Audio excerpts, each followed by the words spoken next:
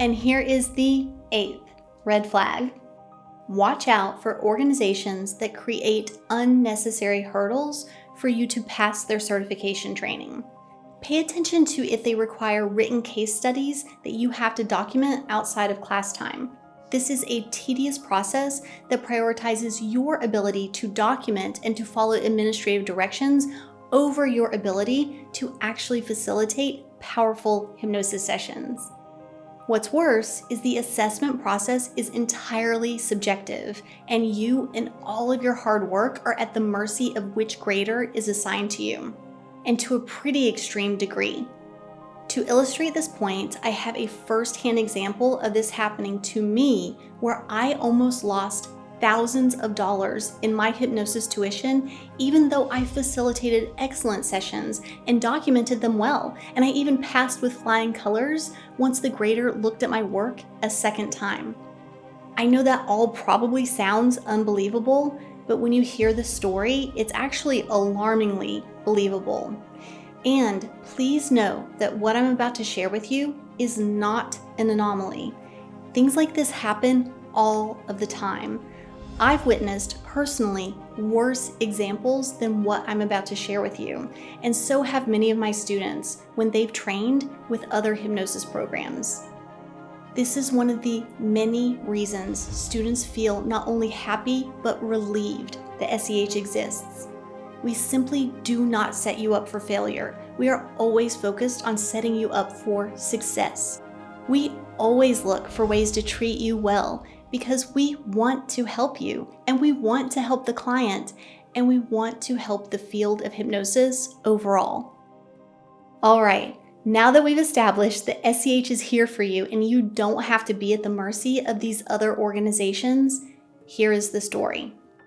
Several years ago, I was in the process of getting certified by a hypnosis program I held in very high esteem.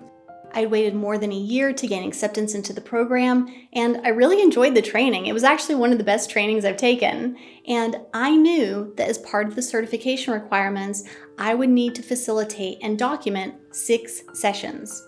I really wanted to get my certification as quickly as possible because I'd been waiting for so long for this. And so I, in advance, scheduled 6 sessions in 6 days with my top repeat clients.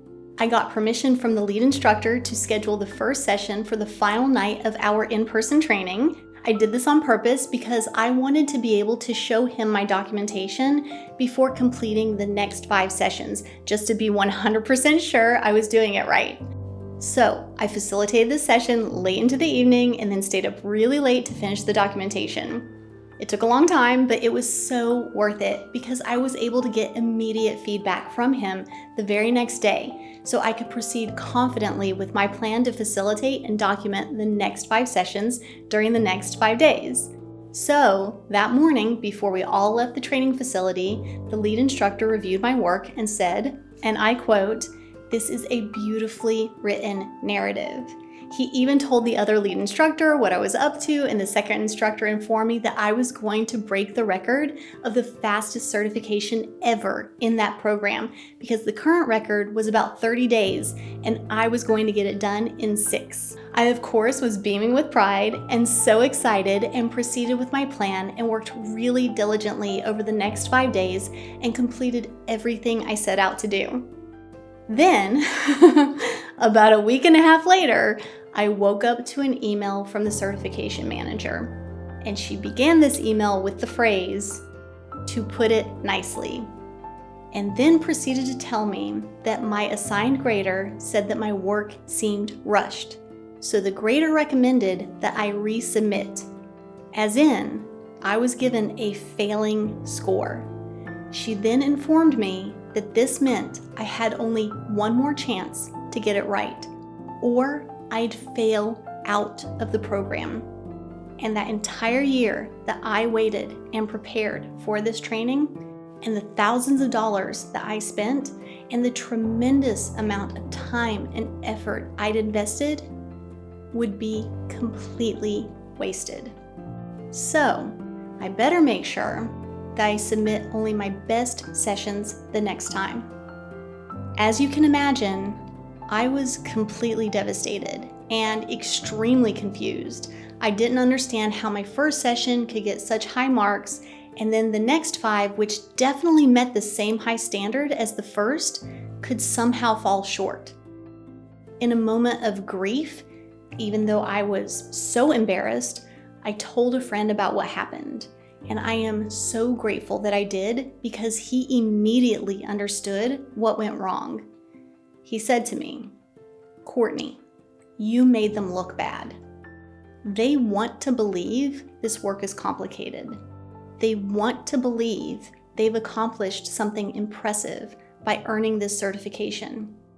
And then you rolled in and knocked it out in 6 days. It doesn't matter that in reality, you did do a good job, because they cannot bring themselves to believe that you could do a good job in that amount of time." I am forever grateful to him for saying that, because it never would have dawned on me that I'd been penalized for doing good work too quickly. And his insight allowed me to form a successful plan of action, or inaction, because the plan was to do almost nothing and just wait for months. So it looked like I was taking my time redoing my work. But in reality, all I did was change the names in one of the sessions and included 2 new sessions and kept 3 identically the same. So I submitted 4 of the original 6 and added 2 that were just as good as the originals. And guess what? When I submitted the nearly identical set of sessions, I stressed in my email and cover letter that I'd really taken my time with the sessions. Technically, this was true, except for all I was doing was twiddling my thumbs during that time, until enough time had passed that the grader would be satisfied. Of course, I passed with the same grader who just needed to feel I wasn't rushing. So, no other variables were modified other than the amount of time I took and the grader's perception that I had worked hard enough to satisfy her purely emotional requirements. I tell you all of this because this is what it is like to work with other hypnosis organizations. My work should have been assessed purely on its merit, but it wasn't. And this is just one of many incidents that I have personally experienced, as well as those that my students have shared with me. So I am certain that things like this are happening to a lot of hypnosis students and are perpetuated by a lot of other hypnosis programs. I share this with you to give you a heads up and to also highlight how SEH is different. I've taken 14 hypnosis certifications, so I know what it's like to be a student and to jump through all of the unnecessary hoops and to still be treated unfairly. At SEH, we care about you and take good care of you. We know that your purpose, your mission, is to facilitate amazing hypnosis sessions.